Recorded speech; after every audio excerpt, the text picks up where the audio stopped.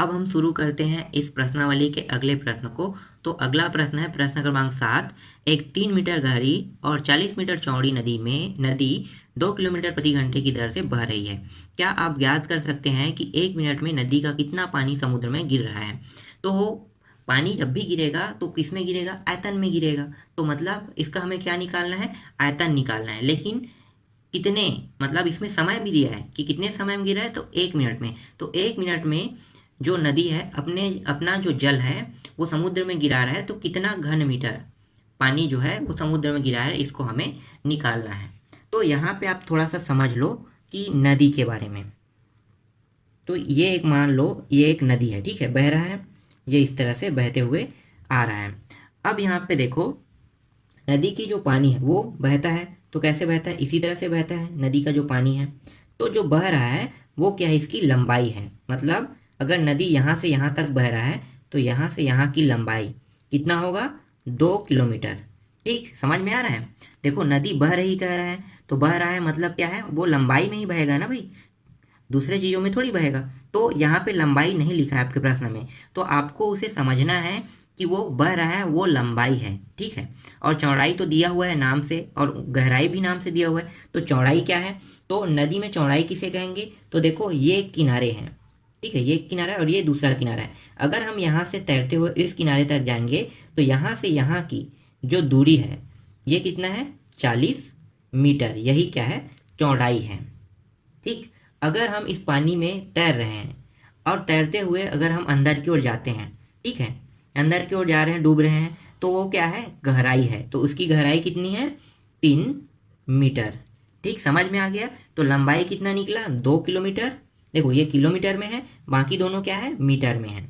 तो यहाँ पे आप लिखो, दिया है नदी की गहराई बराबर 3 मीटर, नदी की चौड़ाई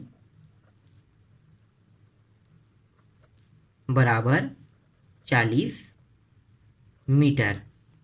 ठीक है, नदी की चौड़ाई 40 मीटर और नदी की गहराई, सॉरी, नदी की लंबाई बराबर 2 किलोमीटर। ठीक है, लेकिन यहाँ पे देखो नदी की चौड़ाई मीटर में है और गहराई भी मीटर में है, तो हमें क्या करना है? इसको भी मीटर में कन्वर्ट करना है। तो आप सभी को पता होगा कि 1 किलोमीटर बराबर कितना होता है? 1000 मीटर होता है। तो अगर वहाँ पे 2 किलोमीटर हुआ तो कितना होगा? 2000 मीटर होगा। ठीक, तो नदी की लंबाई कितना प्राप्त हो गया? नदी की लंबाई अगर मीटर में देखें तो लंबाई बराबर 2 गुणित, अगर 1000 से गुणा कर दें या फिर डायरेक्ट लिखो 2000 मीटर। ठीक, समझ में आ गया? तो नदी की लंबाई कितना है? 2000 मीटर है। अब हमें क्या निकालना है? आयतन का इसमें सूत्र लगाना है और आयतन हमें निकालना है। तो आयतन का सूत्र क्या है? तो यहाँ पे लिखो आयतन, ठीक है, नदी का आयतन, नदी का आयतन बराबर लंबाई गुणित चौड़ाई गुणित ऊंचाई। लंबाई कितना है? तो 2000 है, चौड़ाई कितना है? 40 और ऊंचाई कितना है? 3। तो यहाँ पे 20 गुणित 40 कितना होगा? 80,000। 80 गुणित 3 करें 24, तो 2,40,000 ये प्राप्त हुआ। तो नदी का जो आयतन है वो कितना है?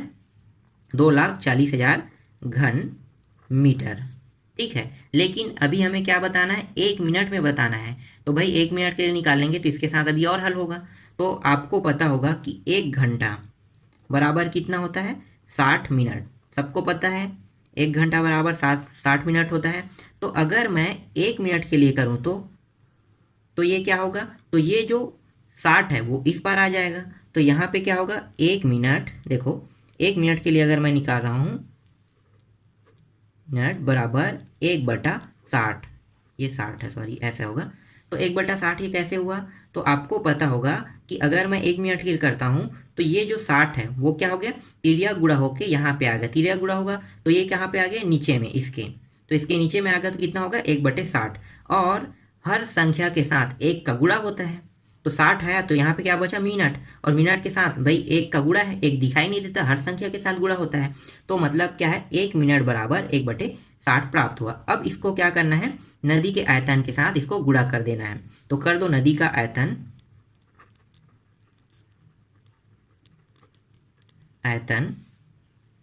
1 मिनट में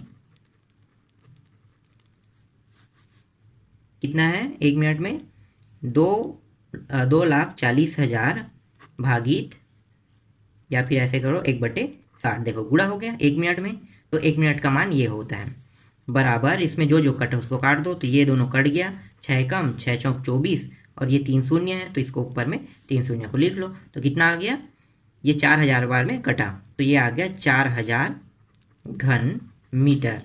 ठीक है, इतना है इसका आंसर है। तो यहाँ पे आप लिखो, अतः नदी समुद्र में 1 मिनट में 4000 घन मीटर पानी गिरा रहा है। ठीक, समझ में आया। अब हम इसके बाद देख लेते हैं प्रश्न क्रमांक 8 को।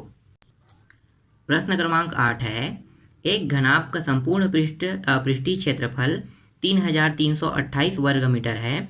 यदि घनाभ की लंबाई, चौड़ाई और तथा ऊंचाई में अनुपात 4:3 हो तो घनाभ का आयतन ज्ञात कीजिए। हमें क्या निकालना है, घनाभ का आयतन निकालना है। तो यहाँ पे जो दिया है उसको पहले लिख लो। तो यहाँ पे दिया है घनाभ का संपूर्ण पृष्ठीय क्षेत्रफल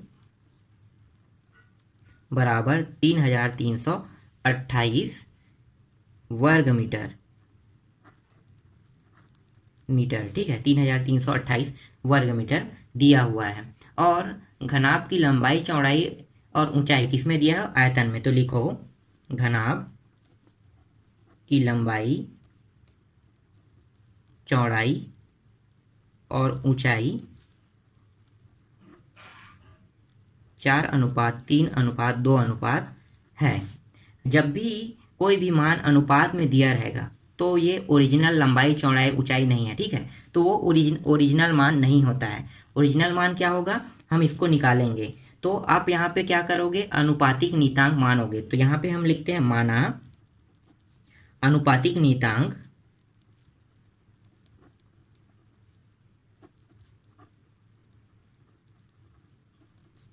x है। ठीक है, तो हम क्या मान रहे हैं, अनुपातिक नियतांक को x मान रहे हैं। तो हमें क्या करना है, इस x का इसके साथ गुणा करना है, इन तीनों के साथ। तो इसमें लंबाई क्या है, तो लंबाई बराबर 4 और x का गुणा हो गया। ठीक है, चौड़ाई बराबर 3 और इसके साथ भी x का गुणा हो गया।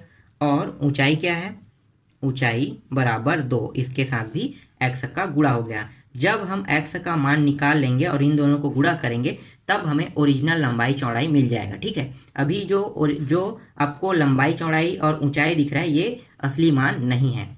ये हल करने के लिए हम इसको ऐसा करते हैं। तो यहाँ पे आप लगाओ संपूर्ण पृष्ठ का क्षेत्रफल का सूत्र लगाओ। तो यहाँ पे लिखो, घनाभ का संपूर्ण पृष्ठ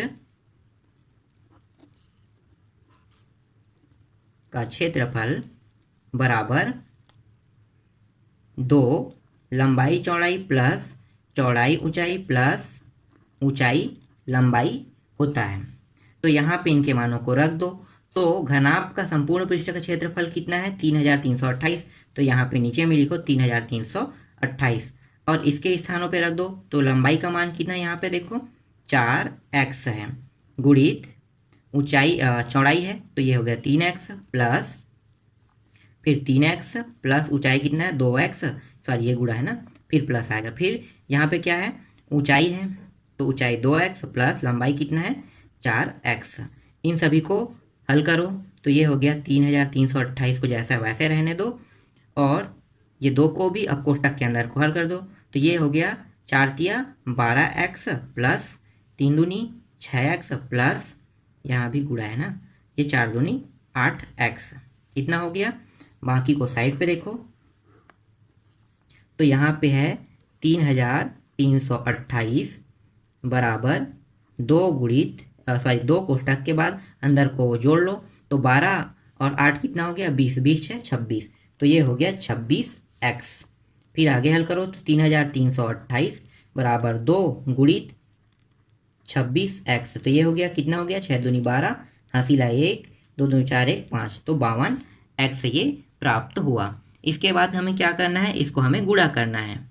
तो यहाँ पे आप इसको तिर्यक गुणा कर लो, तो तिर्यक गुणा करने पर यहाँ पे लिखो, तो तिर्यक गुणा करेंगे तो क्या होगा 3 3 2 8, और ये 52 कहाँ पे आ गया, नीचे में आ गया, और यहाँ पे क्या हो गया x। 52 को इसको जब भाग देंगे तो जो मान आ रहा है मैं उसको डायरेक्ट लिख रहा हूँ, ठीक है।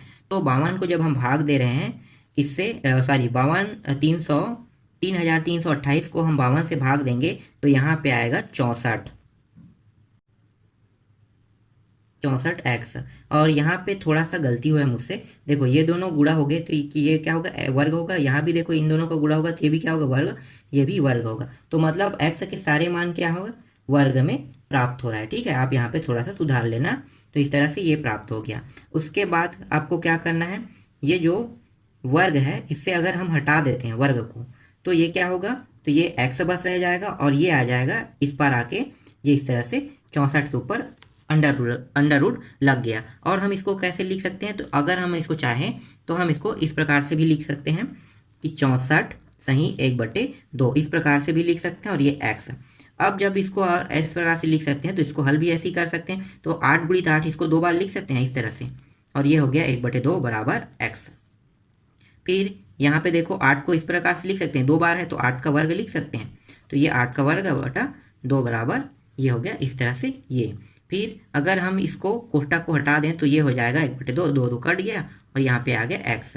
तो ये 8x बराबर कितना प्राप्त हो गया 8, ठीक। तो x का मान कितना हो गया 8। अब x के मान को हमें क्या करना है, यहाँ पे रखते जाना है, तो यहाँ पे रख दो, तो ये हो गया 4 गुणित 8 बराबर कितना हो गया 32, ठीक 32 प्राप्त हुआ इसमें। उसके बाद 3 गुणित 8 करो तो ये कितना प्राप्त हो गया, 8 दूनी 16 8 24, ठीक है 24, ये 32 मीटर 24 मीटर, और 2 गुणित 8 जो है ये प्राप्त हो गया 8 दूनी 16 मीटर, ठीक इतना प्राप्त हो गया। अब हमें क्या निकालना है, अब हमें आयतन निकालना है। देखो लंबाई चौड़ाई ऊंचाई तीनों प्राप्त हो गया।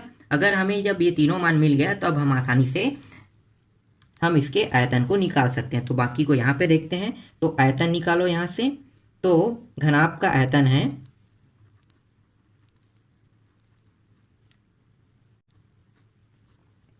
बराबर लंबाई गुणित चौड़ाई गुणित ऊंचाई। लंबाई कितना है, तो लंबाई अभी प्राप्त हुआ था 32, चौड़ाई कितना प्राप्त हुआ था 24, और ऊंचाई कितना प्राप्त हुआ था, ऊंचाई प्राप्त हुआ था 16। इन सभी को गुणा करेंगे, तो इन सभी को हम डायरेक्ट गुणा करें, मैं डायरेक्ट इसका मान रख रहा हूँ, ठीक है। तो गुणा करने में मान प्राप्त हो रहा है 12,288 वर्ग मीटर, सॉरी घन मीटर, ठीक है। तो 12,288 घन मीटर प्राप्त हुआ। तो यही क्या है इसका आंसर है, ठीक समझ में आया। इसके बाद बाकी प्रश्नों को अगले पार्ट में देखेंगे।